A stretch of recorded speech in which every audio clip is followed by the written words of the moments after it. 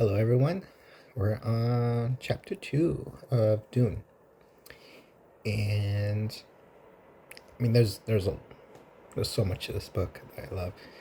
Um, so I don't want to make these videos too long, but one thing I liked, and I kind of want to get some points in there, was so in this chapter it focused on the Harkonnens on their planet of Gedi Prime, and in simple terms, Harkonnens are the bad guys, right? And in this chapter, they are discussing their entire plot that they made for the House of Atreides, and it's an important thing because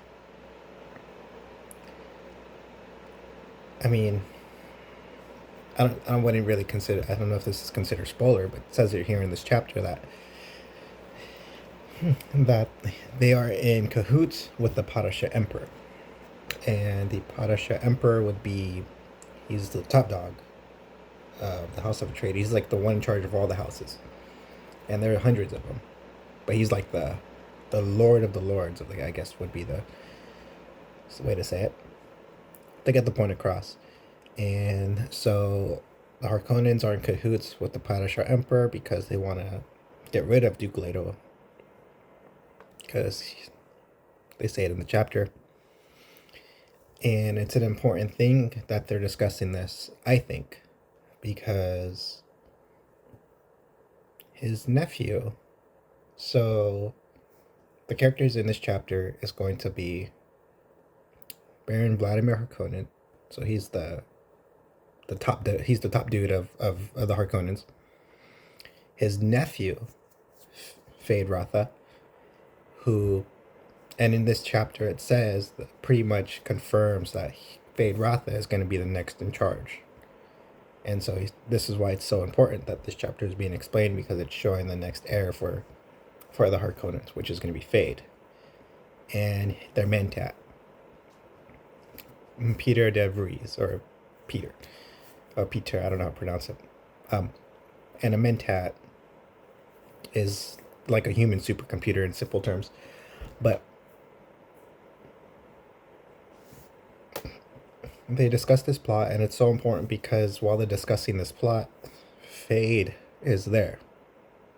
And the only people that are supposed to know this plan should be the Baron and his Mentat. Because if this gets out to the other houses, that's not going to be good for them or the Padishah Emperor, because if the other houses find out what they did, it's going to be they're going to feel threatened by the Padishah Emperor.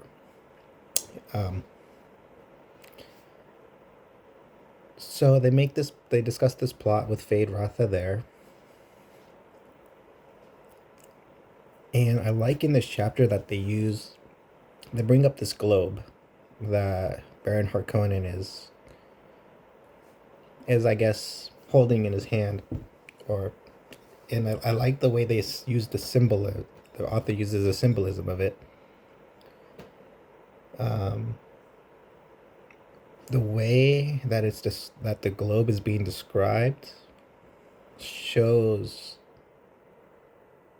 exactly what Dune's going to be about, which is the shadowy politics, the hidden schemes, greed for control. It recurs a few times throughout the chapter, and I like the way that the author uses it to symbolize not just what Dune's about, but what this character is about, and what this character, Baron Vladimir Harkonnen, is trying to teach Feyd-Rautha. So I really like the creative use of this globe, because Feyd-Rautha, he's young, obviously, he's impatient, but,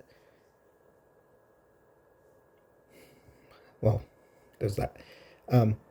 But yeah, that's pretty much the chapter, discussing the politics and discussing the plan, and showing the audience exactly what Dune's going to be about, and showing the audience exactly who this character is and what type of character he is going to be, and what type of character he's trying to make Feyd-Rautha into. And we'll see how that goes. But great chapter.